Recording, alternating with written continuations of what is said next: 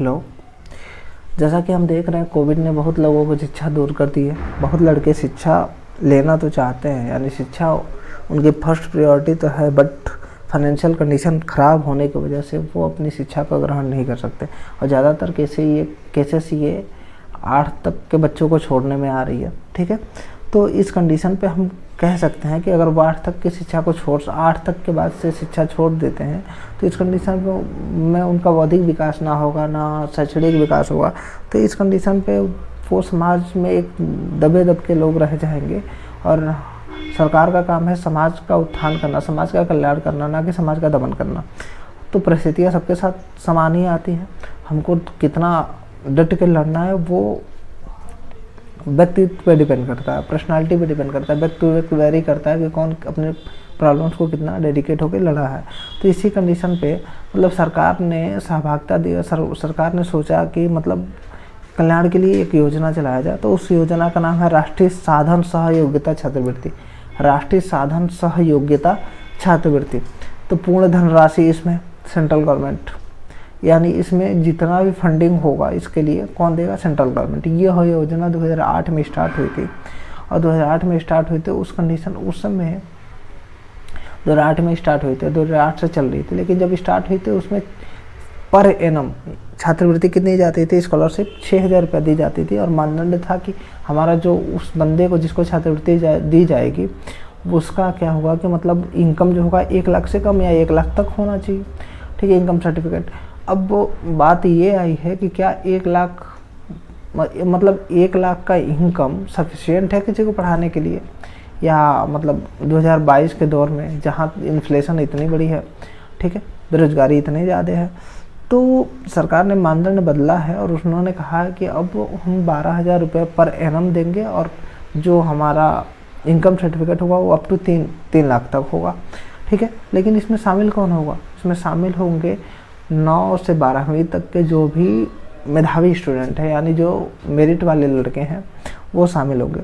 अब मतलब ये हो गया। अब तो पैसा कैसे जाएगा? पैसा जाएगा डीबीटी के माध्यम से, यानी direct benefit transfer. Direct benefit transfer का मतलब होता है कि पहले के ज़माने में होता था कि हमारा कुछ भी पैसा आता था तो प्रधान के पास जाते थे या घर डाक के द्वारा आता था, बट ऐसा कुछ नहीं है। कहीं मीटिंग लगती थी वहाँ पैसा दिया जाता था, लेकिन अब ऐसा कुछ नहीं है। डायरेक्ट बेनिफिट ट्रांसफ़र का मतलब क्या है कि वहीं से डायरेक्ट पैसा आएगा खाते में आएगा। मतलब पर्पस तो वही रहेगा कि आपको शिक्षा देना।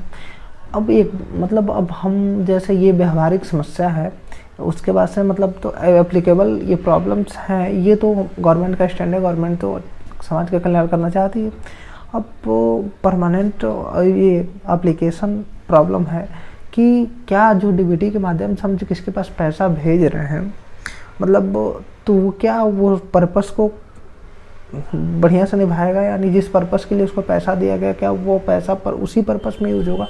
यानी अगर 8 का लड़का छोड़ के जा रहा है स्कूल और उसको पढ़ने के लिए सरकार गवर्नमेंट पैसा दे रही है, तो क्या वो पैसा उसके पढ़ाई में खर्च होगा कि नहीं होगा? दूसरी बात, अगर कहीं भोजन और एजुकेशन में कॉन्ट्रडिक्शन हो गया तो किसको प्रायोरिटी? पहले नीड को, यानी भोजन को। भोजन नहीं रहेगा तो शिक्षा रह के करेगा क्या?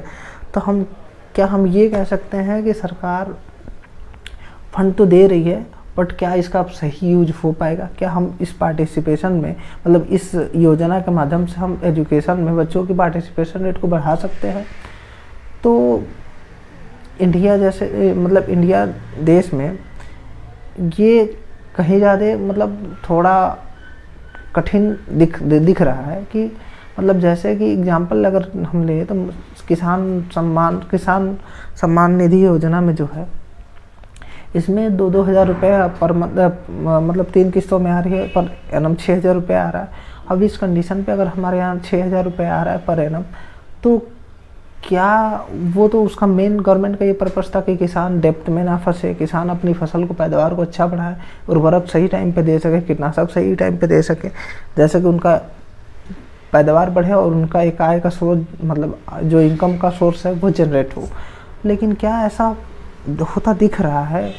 आमतौर पे 70% केसेस में ऐसा हो रहा है कि वो जो डीबीटी के माध्यम से हम पैसा तो दे रहे हैं, बट वो जिस पर्पस के लिए दे रहे हैं वो पर्पस फुलफिल नहीं हो रहा।